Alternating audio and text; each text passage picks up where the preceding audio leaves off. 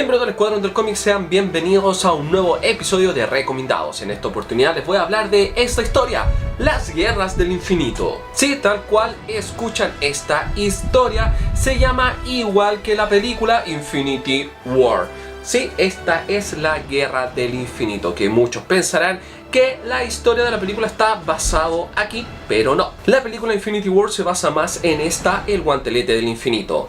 Pero de este cómics ya hablamos. Esta historia, Infinity War o Las Guerras del Infinito en español, vienen a ser así como una tercera parte de la trilogía del infinito que comenzó la historia con Thanos Quest y continuó obviamente con el guantelete del infinito, y como les dije, la tercera parte vendría a ser esta Infinity War. Oficialmente no está considerado de esa forma, pero sí tienen algo en común. Estas tres historias fueron escritas por Jim Starlin, el creador de Thanos, y que nos trajo hasta ahora, según mi parecer, la mejor historia de Thanos, que es el guantelete del infinito. Pero insisto, esa no es la historia que vamos a hablar, sino que vamos a hablar de esta historia Infinity War. A pesar de eso, están muy conectadas, ya que Infinity War viene a ser la saga continuación directa de El Guantelete del Infinito, aunque entre medio está La Guardia del Infinito, pero no se considera saga propiamente tal, sino que se considera El Guantelete del Infinito y Las Guerras del Infinito, que vendría a ser esta, donde tiene por protagonista esta historia al personaje que ven ahí, Adam Warlock. Esta historia, al igual que la anterior, viene a reunir a casi todos los héroes de Marvel Comics en esta oportunidad para luchar contra un enemigo que en los primeros números ellos desconocían completamente. El único que más o menos tenía certeza de quién podía ser el enemigo era Adam Warlock. Claro, él no tenía la certeza y todo, y obviamente se los comunicó a sus amigos que eran la Guardia del Infinito, pero no es el único personaje que se enteró de esta situación, de que había alguien tratando de acumular un poder muy grande en el universo. El otro también que se dio cuenta fue ni nada más ni nada menos que Thanos. Mientras en la Tierra los héroes eran atacados por algunos doppelganger o algo así, bueno, no sé cómo se pronunciará, sus dobles malignos, así sale más fácil explicarlo, por sus dobles malignos, y ahí es donde se tienen que reunir para saber efectivamente qué estaba pasando. Sin entrar en muchos detalles, ahí nos enteramos también más adelante que el gran rival de esta historia es el Magus, que es la versión maligna de Adam Warlock. Como lo había dicho anteriormente, el objetivo de Magus, o el Magus como sale en estos cómics, era obtener el poder total del universo, y qué otro objeto podía desarrollar mejor aquello y darle lo que él quería, que el propio guantelete del infinito. No voy a entrar en más detalles para que ustedes tengan la oportunidad de leer esta historia, pero si ustedes me preguntan a mí, yo creo que esta es la historia más floja de las tres ya mencionadas, ya que era Thanos, la búsqueda, el guantelete del infinito y esta Infinity War o Las Guerras del Infinito. Como dije, para mí esta es la historia más débil de los tres, y me pareció que prácticamente estaban obligando a Jim Starlin a escribir esta historia. Se nota un desgano bastante grande por parte del escritor a la hora de desarrollar esta historia. Hay muchas cosas que son como muy simples, demasiado predecibles en la historia, y que también hay mucho relleno que prácticamente no lleva a ningún lado. Podemos ver que prácticamente, si sacamos partes de cada uno de los números que compone la historia, podríamos hacer un número completo donde los personajes protagonistas hablan de que hay una especie de energía que se está acumulando, fluctuaciones de energía, grandes cantidades de poder y cosas así. Prácticamente diálogos solamente hablando de eso, de fluctuaciones de energía, y que prácticamente no llevan a ningún punto. Por eso digo que en algunas partes esta historia es un poco floja, y creo que Jim Starlin la hizo sin muchas ganas. Hay que decir también que el dibujo, que en esta oportunidad estuvo a cargo de Ron Lim en los 6 números que componen Infinity War, tampoco estuvo a la altura. Anteriormente habíamos tenido a George Pérez en el guantelete del infinito, y hay que decirlo que su dibujo era realmente magistral. Aquí no, aquí también se ve como una especie de desgano, y además que también esta historia estaba en plena década de los 90, en 1992, donde ya empezaba la locura de los 90 en los cómics, donde ya nos empezaban a mostrar unos dibujos un poco más descuidados, y empezaba la era de Rob Liefeld, y también muchos conocen el estilo de dibujo de Rob Liefeld y que influyó bastante en los cómics en esa oportunidad. Así que el dibujo tira un poco para ese estilo. Los más sabidos de los cómics van a saber a lo que me refiero, pero no es tan pulido, tan pulcro el dibujo como nos gustaría que fuera en este tipo de historias. La historia, como lo mencioné, se desarrolla en 6 números, pero como les dije, también hay tanto diálogo de que hay fluctuaciones de energía, picos de energía, hay variaciones de la energía, hay una energía aquí, hay otra energía allá, que prácticamente se puede reducir, bien digo, a 4 números si sacamos todo ese diálogo. Como pueden ver, es bastante, y además también que se estira de alguna forma innecesaria el plan de Magus, que muchas veces está parado frente a una consola y está hablando y no se desarrolla nada finalmente esta historia de las Guerras del Infinito.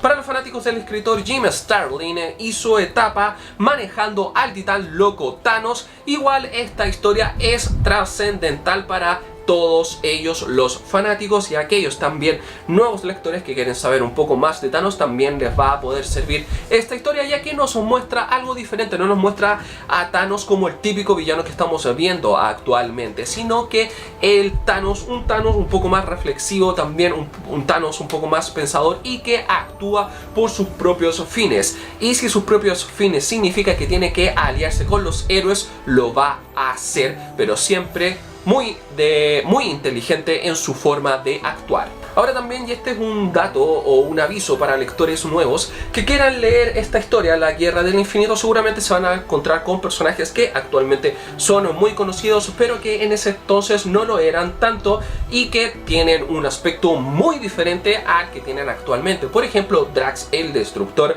que es un gigante verde realmente poderoso, ¿ya? Y cuando hablo de gigante verde, realmente es un gigante verde porque es mucho más grande que Hulk, ¿ya? Y es realmente alguien de temer. Y también a Gamora, que también es muy diferente a como lo conocemos actualmente, no solamente en el ámbito del universo cinematográfico de Marvel, sino también muy diferente a como es en los cómics actualmente.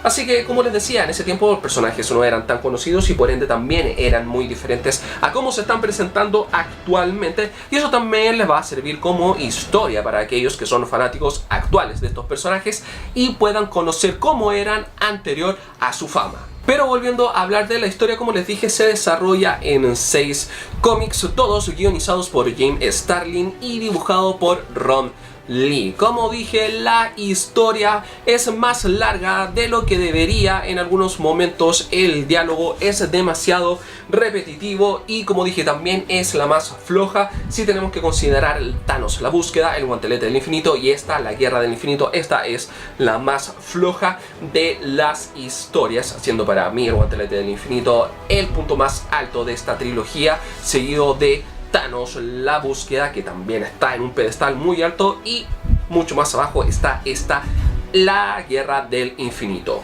Y como siempre también les voy a hablar de los cómics que tengo en mis manos. En esta oportunidad son todos de la editorial Unlimited Comics, una editorial chilena que cada cierto tiempo saca colecciones de cómics tanto de Marvel como de DC. En esta oportunidad sacaron, y aprovechando todo el tirón de Infinity War y Avengers Endgame, sacaron esta historia, Las Guerras del Infinito. Y para hacerlas más comercial, le pusieron el título de Los Vengadores arriba en la portada, aunque originalmente esta historia simplemente se llamaba La Guerra del Infinito. No tenía ese título de Los Vengadores porque prácticamente en esta historia los Vengadores no son protagonistas, no lo son para nada. Como dije, los protagonistas son Adam Warlock y Thanos, y ahí lo bueno que eso sí nos trae es que atrás trae la portada original correspondiente a cada número, tanto en color como en blanco y negro, lo que es un plus en comparación con tomos anteriores